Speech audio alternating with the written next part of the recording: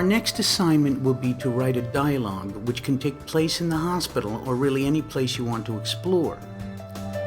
Writing dialogues is an exercise I do at every level and with all of my students.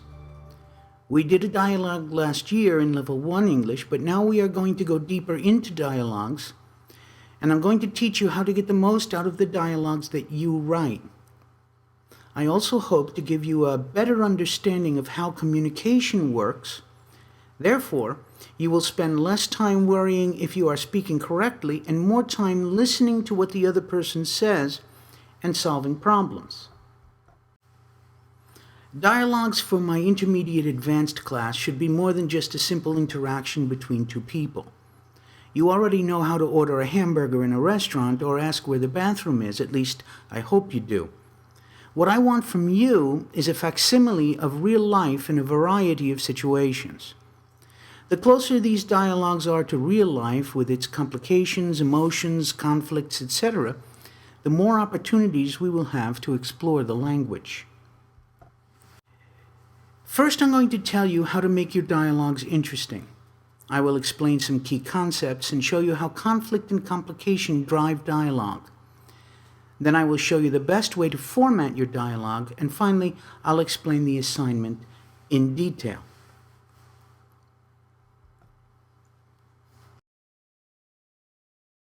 What makes dialogue interesting? So I need to explain a few terms to you right now. In every conversation, there are at least two motives. I want something, you want something. What I want is called my personal agenda. The patient wants to get better or not. That's his personal agenda.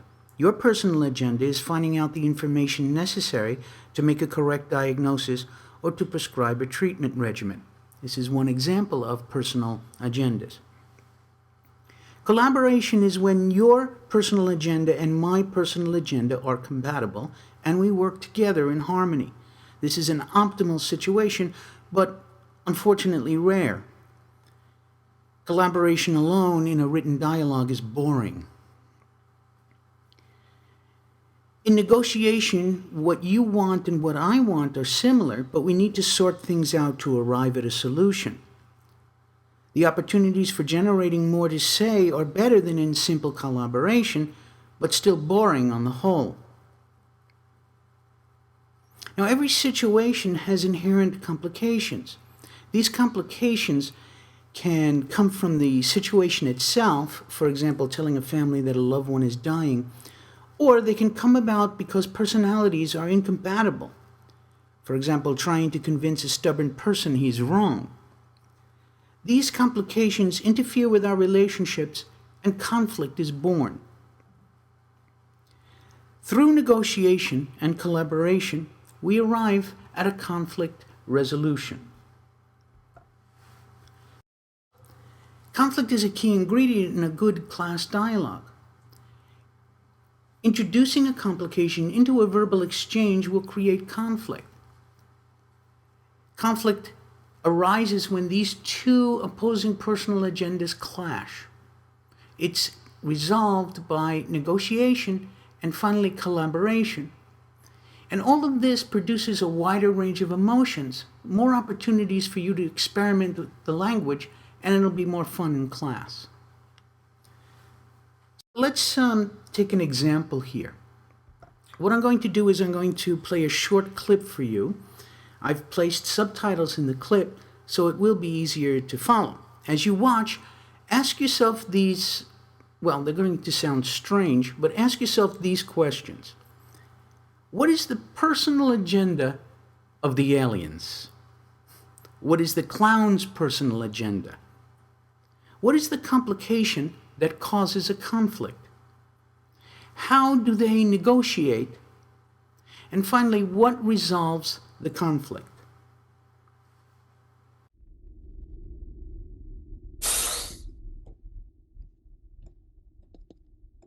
He's in here. What the hell is that? It's a humanoid. I think. Aren't you supposed to do an anal probe on the humanoids? Yeah, I'm trying to, but he said he usually doesn't bend over for anyone unless they buy him an expensive dinner. So I gave him some of the leftover squid pudding. He's eating squid pudding before an anal probe? Are you nuts? Well, what was I supposed to do? He got very huffy about the whole thing. Hey, Crabble, we are the aliens. You have to take control of the situation. Oh, waiter, This seafood blancmange is substandard, to say the least.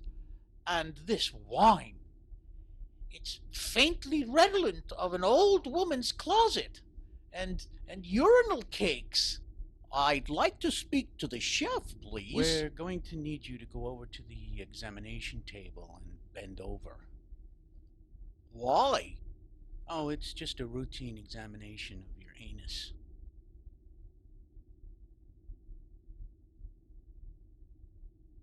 No.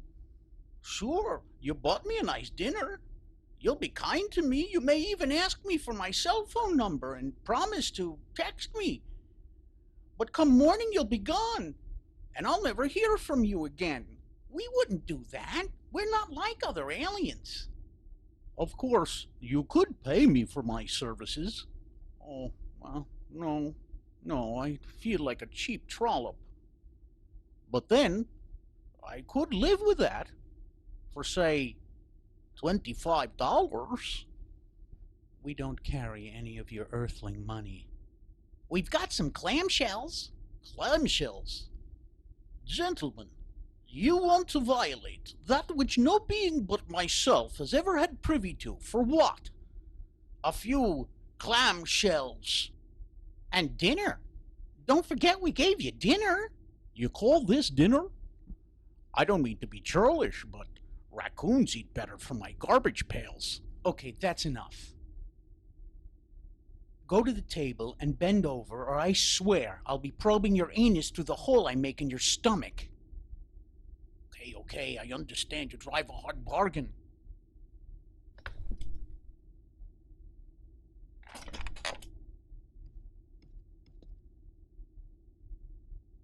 On second thought, I'll take those clamshells, and if you could throw in a couple of those bottles of wine. And be gentle. It's my first time. Somehow I doubt it.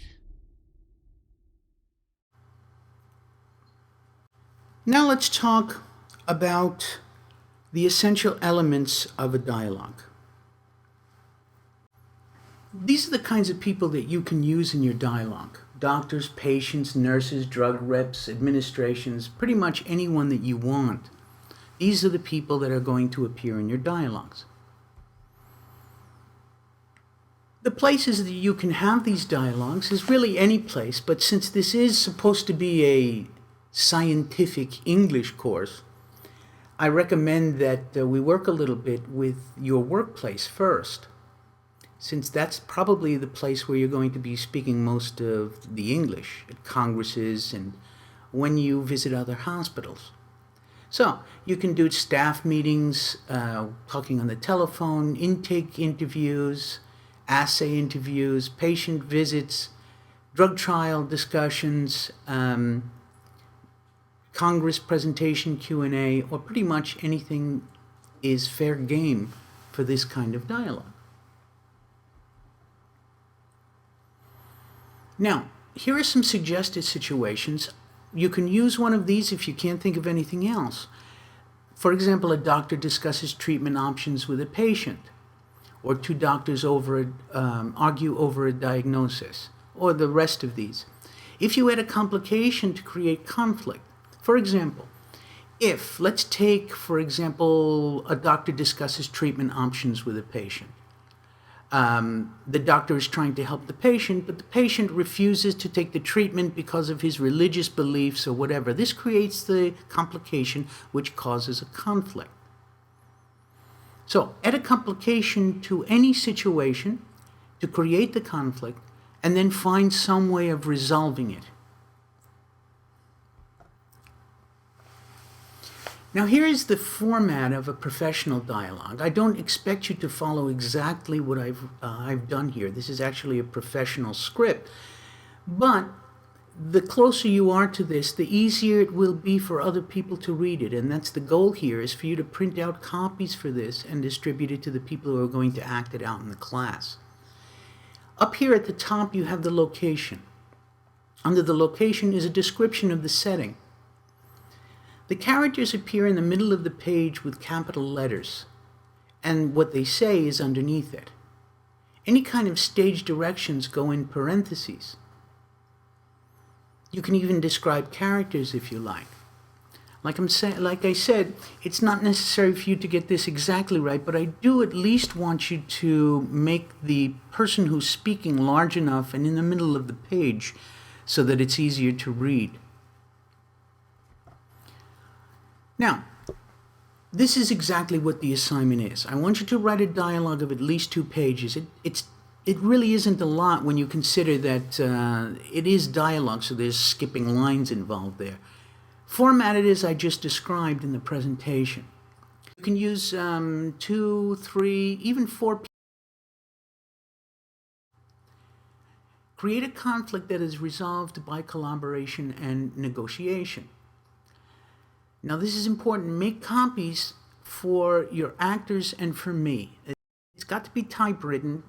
And then finally, be prepared next week to act out the dialogue in class. And that's it.